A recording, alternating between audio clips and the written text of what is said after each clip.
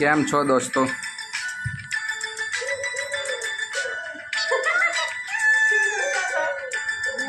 અમાર બેન ક્યાંથી આવ્યા તમે?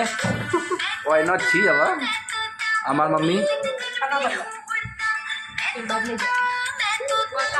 જો હા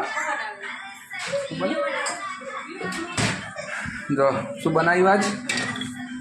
પનીર પનીર નાખવાનું બાકી છે. ચાવલ રોટી ભાત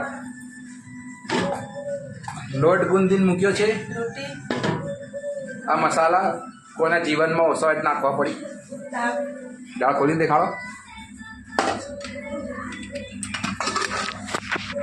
દેખાતી નહીં.